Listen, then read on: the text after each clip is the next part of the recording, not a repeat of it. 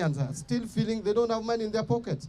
One of the reasons, there are 3 reasons that I will talk about, and what we are intending to deal with those 3 problems. Problem number 1 is the simple reason that because banks have not been able to give money to the private sector cheaply, private sector has not been borrowing money from the banks to expand their businesses, to create job opportunities. So many of our youth, that is why we have now today 3.4 million Kenyans who are supposed to be working are not working. This is because businesses are not expanding. The government has been borrowing money expensively, and therefore banks also loan money to private sector even more expensively. You have started seeing banks lowering interest rates because of the deliberate efforts taken by government to reduce government borrowing and reduce interest rates so that private sector can borrow money, create job opportunities for many of you.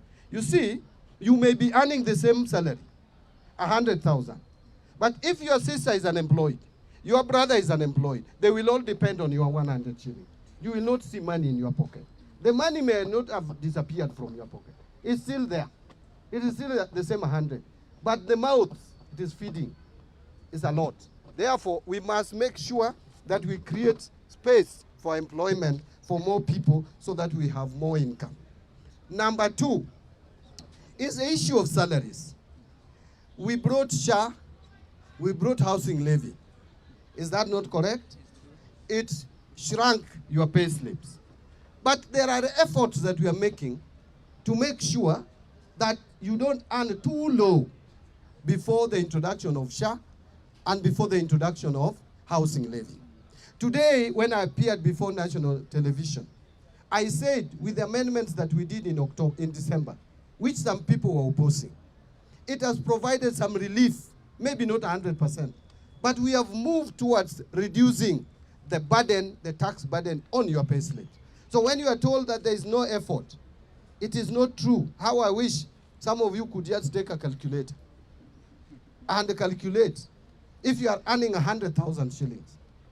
Before the amendments that we brought to Parliament, that 100,000 shillings, 4.25% was going to SHA and housing levy, which is 4,250. Now, with the amendments, that amount, the whole of it is not going to government. Because even if you earned that money, 30% was going to be taxed anyway. Today we are saying, if you contribute to SHA and you contribute to housing, the 4,250, it gives you tax relief of 30%. So what you are actually effectively paying is 70% of 4,250, which is 2,975. Now before SHA, there was NHIF, and you were paying 1,700 if you are earning 100,000. So if you remove that from 2,975, you remove 1,700, you remain with 1,275. So someone who is earning 100,000, the only amount you are losing now, which you are not losing before this administration came to power, is 1,275. I am not saying that that is not money. It is. But it is not as big as some people are trying to portray.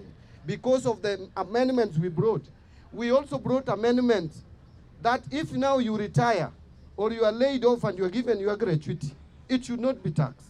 Now you take your money and go home. Pension is now not taxable. Even if you retire, so long as you retire procedurally, money that you contribute to the health insurance scheme, post-retirement scheme, is also now giving you relief. So there are so many things we are trying to do, and we will do more. Finally, the other reason why Kenyans are complaining is because you supply goods to government and they are not paid.